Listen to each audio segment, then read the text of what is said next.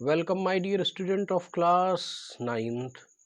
You all are most welcome. In last class, we completed the last chapter. Now it's time to start the second chapter, The Sound of Music.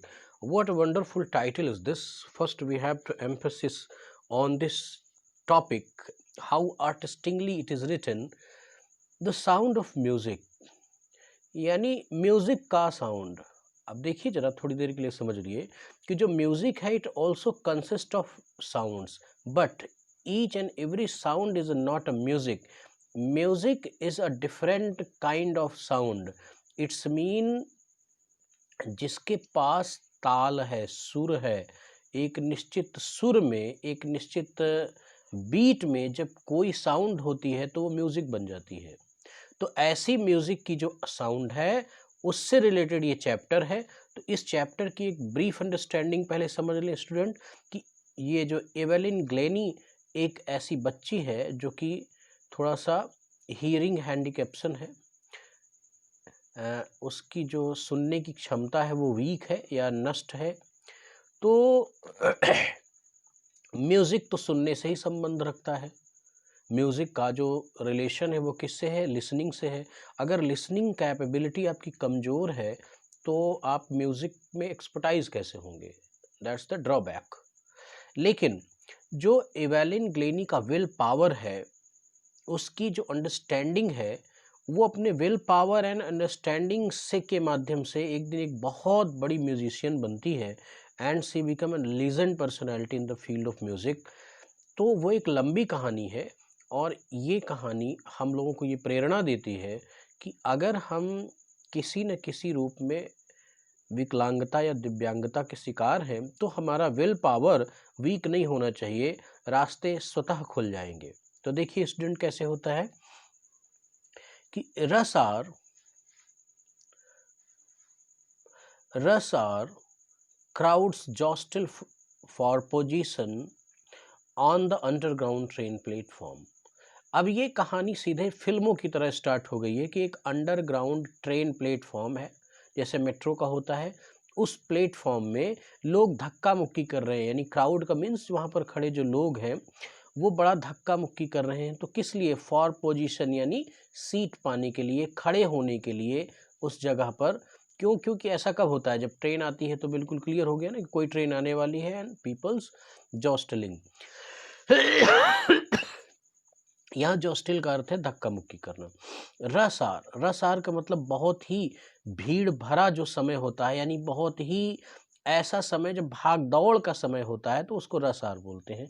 खास तौर पर जब office जाने का समय होता है 9 to 10 का, दैट द वेरी रस are. A slight girl looking younger than her 17 year, यानी अपने 17 साल की वो लड़की है लेकिन उससे और ज़्यादा छोटी लगती है, पतली दुबली सी एक जो लड़की है वो was nervous yet exciting as she felt the vibration of the approaching train. और जैसी आने वाली ट्रेन के वाइब्रेशंस को वो महसूस करती है, फेल्ट करती है, फील करती है, तो वो थोड़ा सा एक्साइटेड हो जाती है, नर्वस हो जाती है। क्यों? क्योंकि अभी देखिए आगे क्या होता है। It was her first day. क्यों नर्वस हो रही है? क्योंकि ये उसका पहला दिन है। कहाँ? At a prestigious royal academy of music in London. ये उसका पहला दिन कहाँ पर है? प्रेस्टिजियस मतलब सम्मानित, बहुत ही प्रतिष्ठित, फेमस जो रॉयल एकेडमी ऑफ म्यूज़िक है, ये इसका पूरा नाम है रॉयल एकेडमी ऑफ म्यूज़िक, और ये कहाँ पर है? लंदन में है। तो वहाँ पर वो जा रही है, उसका पहला दिन है। जैसे आप स्कूल जाते हैं तो royal academy of music, music से रिलेटेड वो एकेडमी होगी, वो स्कूल होगा, तो वहाँ पर उसका पहला दिन है, इसलिए वो बहुत ही नर्वस और एक्साइटेड है, नर्वस है। वो है कहाँ पर? ये एकेडमी लंदन में है। And daunting enough for any teenager fresh from the Scottish form, यानी स्कॉटिक फार्म मतलब स्कॉटलैंड। जब आप स्टूडेंट देखेंगे कि ब्रिटेन की जो सिचुएशन है वो अटलांटिक महासागर में, ये जो ब्रिटेन है ये कई सारे छोटे छोटे द्वीपों का समूह है। और जब इसको आप देखेंगे तो ये Great Britain and United Kingdom के नाम से जाना जाता है। तो ये इसमें England, Wales, Ireland and Scotland, इन चारों का सामूहिक रूप ये क्या कहलाता है? हमारा यूके कहलाता है। तो उसमें जो स्कॉटिश फॉर्म का मतलब है कि स्कॉटलैंड की जो ज़मीन है, स्कॉटिश फॉर्म है, वो वहाँ पर से के जो आने वाले लोग हैं। एक दूसरा इस बुक के संदर्भ में इसका सेंस क्या है कि स्कॉटिक फॉर्म एक ये जैसे बस्ती नहीं होती है कोई बस्ती टाइप की, उसका नाम दे दिया जाता है। तो वहाँ से भी मतलब एक जहाँ पर स्कॉटिश लोग रहते हैं, ऐसी जगह से आने वाली एक टीनेजर के लिए वो बड़ा ही डाउंटिंग है। डाउंटिंग का मतलब क्या? फ्रैटनिंग यानी फियरिंग, यानी डरावना और भयभीत करने वाला है। क्या? उस royal academy royal academy of music in London में पहले दिन जाना। But this aspiring musicians faced a bigger challenge than most. She was profoundly deaf. लेकिन ये जो है एस्पायरिंग म्यूजिशियन, ये जो म्यूजिशियन है कौन? ये जो इवैलिन गिलेनी है, इसको और बड़े चैलेंजेस फेस करने पड़े। क्यों ऐसा था कि सी वॉज प्रोफाउंडली डीफ, वो बहरी थी। प्रोफाउंडली डीफ मतलब पूरी तरह से वो बहरी थी, यानी सुनने की एबिलिटी उसकी जा चुकी थी। अब देखिए अगला पैरा क्या कहता है। Evelyn Glennie's loss her hearing had been gradual. ऐसा नहीं कि वो पैदा होते ही बिल्कुल बहरी थी, लेकिन उसकी जो हियरिंग कैपेबिलिटी थी वो धीरे धीरे ग्रेजुअली यानी क्रमिक रूप से उसकी वो हियरिंग एबिलिटी लॉस हुई। Her mother remembers noticing something was wrong when the 8-year-old Evelyn was waiting to play a piano। जब एक एवेलिन ग्लेनी अब 8 साल की थी और जब पियानो प्ले करने का इंतज़ार हो रहा था, तब उस समय उसकी माँ नोटिस करती है कि नहीं यार, इसको साथ कुछ तो गड़बड़ है, इसको सुनने में कहीं ना कहीं तो प्रॉब्लम है। तो हुआ क्या था? अब देखिए डबल इन्वर्टेड कामा से स्टार्टेड है, जिसका मतलब ये डायरेक्ट नरेशन है। दे called her name and C didn't move. अब वो कैसे बताती हैं कि वो उसने कैसे डिटेक्ट किया कि कुछ तो प्रॉब्लम है? कि they called her name and didn't move, I suddenly realise she hadn't heard. उसका नाम लेके उसको बुलाया गया, लेकिन वो मूव नहीं की, यानी वो बिल्कुल नहीं समझ पाई कि क्या हुआ। वो हटी ही नहीं, मूव ही नहीं की। तो अचानक उसकी माँ कहती है कि नहीं, मुझे लगा कि I suddenly realise she hadn't heard. उसकी माँ कहती है कि मैं समझ गई कि उसने इस बात को सुन नहीं सकी, इसीलिए वो मूव नहीं कर सकी। सेज इसाबेल ग्लेनी, यानी इसाबेल ग्लेनी उनकी जो माँ है इसाबेल ग्लेनी, वो कहती हैं ये बात कि जब वो 8 ईयर की थी और पियानो बजाने का एक अवसर था, का इंतज़ार हो रहा था, एंड उसको उसका नाम लेके उसको बुलाया गया and she didn't move.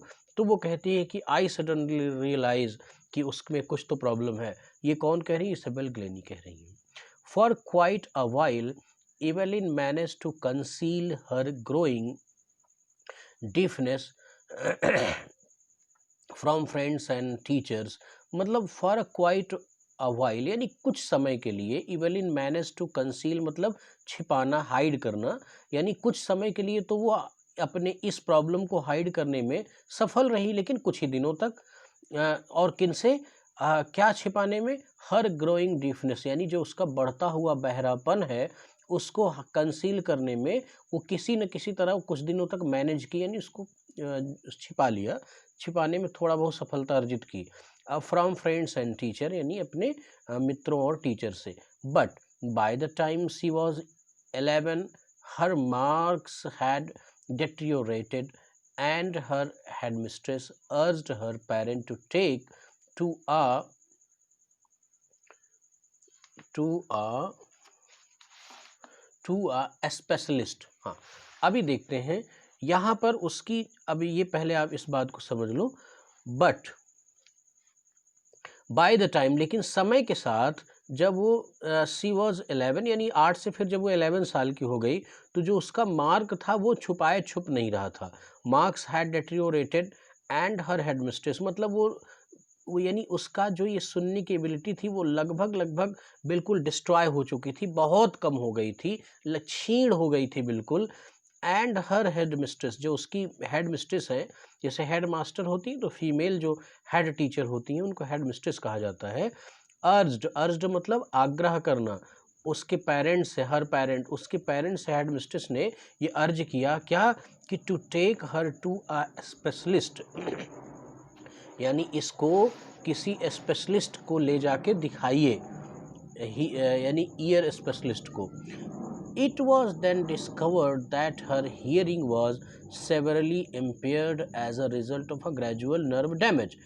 It was then discovered, और फिर जाके ये चीज़ पता चला कि जो उसकी हियरिंग कैपेसिटी है सेवरली इम्पेयर्ड मतलब बिल्कुल लगभग कमज़ोर हो गई थी, बिल्कुल समाप्त हो गई थी, मृतपाय हो गई थी उसकी जो एबिलिटी थी, as a result of gradual nerve damage. और ये किसका परिणाम था? एक लगातार ग्रेजुअल यानी क्रमिक रूप से नर्व डैमेज के परिणाम स्वरूप उसकी जो सुनने की एबिलिटी थी वो लगभग समाप्त हो गई थी, ऐसा तब पता चला। अच्छा दे वर एडवाइज्ड, ये देखिए पैसिव फॉर्म में लिखा गया है, तो यहाँ पर दे का अर्थ क्या है? यानी उसके पेरेंट्स। वर एडवाइज्ड मतलब उनको एडवाइस दिया गया। क्या एडवाइस दिया गया? That she should be fitted with hearing aids and sent to a school for a deaf, कि उसको एक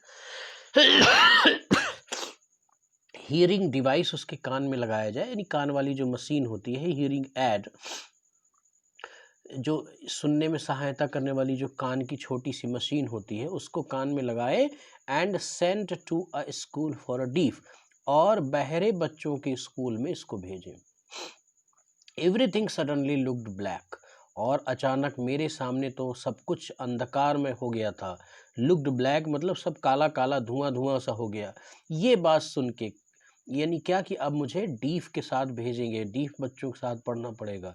सेज इवेलिन, ऐसा एवेलिन कहती हैं कि सब कुछ उस समय अचानक मेरे सामने ब्लैक ब्लैक सा हो गया, यानी धुआं धुआं सा हो गया ना, मतलब अंधेरा छा गया। क्या सुन के? कि ये मुझे बहरे बच्चों के साथ जाना पड़ेगा, मुझे हियरिंग मशीन लगानी पड़ेगी। तो स्टूडेंट आज हम लोग इसी चैप्टर को एंड करते हैं इसी जगह से।